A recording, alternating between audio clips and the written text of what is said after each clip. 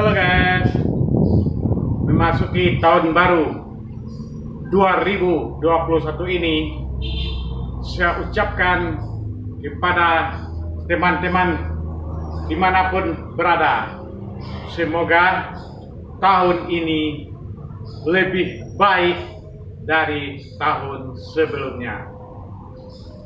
Baiklah teman-teman, saya akan sampaikan hasil dari acara jumpa pers antara Kapolda Sumbar dengan para wartawan di akhir tahun 2020 ini. Menurut Kapolda Sumbar, selama tahun 2020 sebanyak 23 orang personil Polda Sumbar diberhentikan dengan tidak hormat.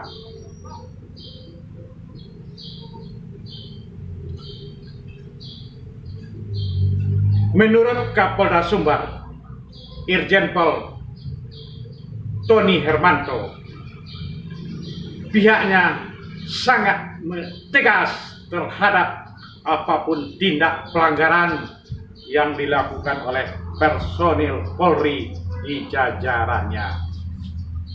Pelanggaran berat, terutama narkoba, akan dipecat langsung bila diketahui ada anggotanya yang terlibat, ucap Tony Hermanto dalam acara jumpa pers dengan wartawan di Mapolda Sumbar tanggal 30 Desember 2020. Menurut Kapolda, jika pada tahun 2019 lalu hanya 11 personil Polda yang mengalami pemberhentian dengan tidak hormat, pada tahun ini jumlahnya meningkat 2 kali lipat, bahkan lebih satu, yakni 23 orang. Wah, luar biasa penegasan Kapolda dalam menegakkan disiplin, sehingga bisa menjadi pelajaran terhadap anggotanya yang lain supaya bekerja sesuai dengan prosedur. Diakui Tony bahwa fakta sebanyak 23 orang Polri di jajaran Polda Sumbar dipecat ini bukanlah sebuah prestasi baginya. Sebaliknya, selaku pimpinan tertinggi di Polda Sumbar, dirinya merasa sangat malu. Ditegaskan Kapolda bahwa untuk personel kepolisian yang tersangkut narkoba, pihaknya tidak pakai teknik aling-aling, langsung ditindak tegas.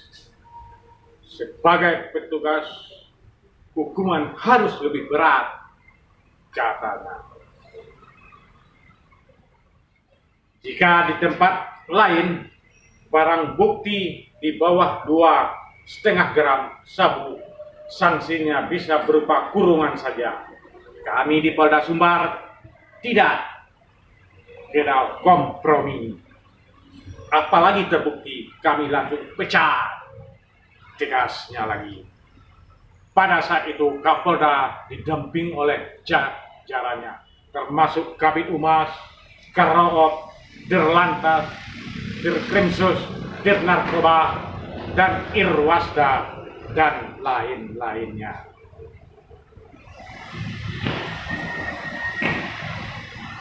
Dikatakan pada tahun 2020 ini pihaknya menangani sebanyak 17 perkara tindak pidana yang dilakukan personel Polri.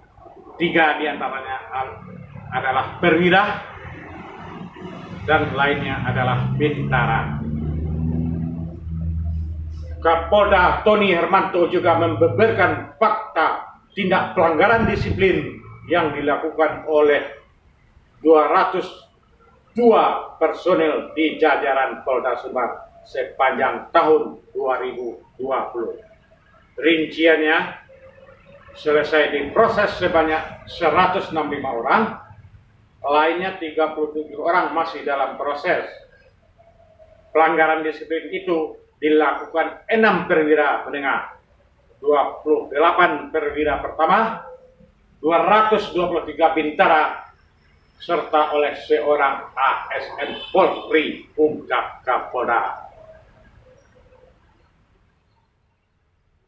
Dipaparkannya, tindakan terhadap pelanggaran kode etik Polri dari 55 orang yang ditindak telah selesai 41 kasus. Selebihnya 14 kasus masih diproses.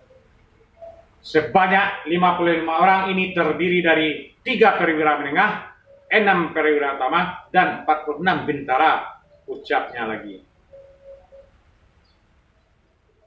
Selaku Kapolda Sumbar, Irjen Pol Tony Hermanto menyatakan komitmen untuk tegas terhadap personel yang melakukan pelanggaran dan membuat citra polisi bertambah buruk di tengah masyarakat. Apabila ada temuan, pihaknya akan segera menindak sesuai dengan aturan yang berlaku. Dalam acara jumpa pers itu, Kapolda juga memberikan tanya jawab kepada para wartawan. Bahkan dari wartawan antara, Rio mempertanyakan kenapa kasus SMS yang telah lama disidik oleh Polda Sumbar dilakukan SP3 atau dihentikan penyelidikannya. Begitu juga dengan reporter radio, Lia juga mempertanyakan bagaimana tidak lanjut untuk pengamanan Natal, maksudnya pengamanan tahun baru, terus kemungkinan masuknya virus baru, dan arahan dari Kapolri tentang pembubaran FPI, bagaimana tindak lanjutnya terutama di daerah Sumbar. Sedangkan saya sendiri mempertanyakan kepada Kapolda tentang bagaimana proses penerimaan bintara Polri, karena sebelumnya diadakan pengawasan eksternal, internal, dan dari pihak UNP, psikolog, dan lainnya. Namun akhir-akhir ini penerimaan bintara Polri di daerah ini tidak lagi melibatkan yang namanya pengawas eksternal. Dalam hal itu Kapolda menjelaskan bahwa dialah yang pertama mencetuskan bagaimana penerimaan polisi transparan dengan cara melibatkan berbagai pengawas baik eksternal, internal. Bahkan menurut Kapolda, ia berjanji akan kembali melakukan pengawasan itu.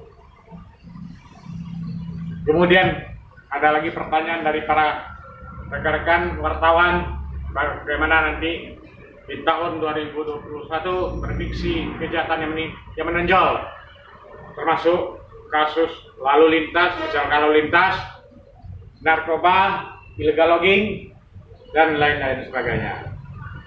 Jadi kita berharap nanti semoga di tahun 2021 ini kasus Kamtipmas atau kriminalitas di ranah Minang bisa ditekan sekecil-kecil mungkin. Kapolda berharap hubungan antara Polri dan wartawan di daerah ini terjalin dengan baik, tidak ada yang ditutup-tutupi. Demikian hasil jumpa pers tersebut. Wassalamualaikum warahmatullahi wabarakatuh.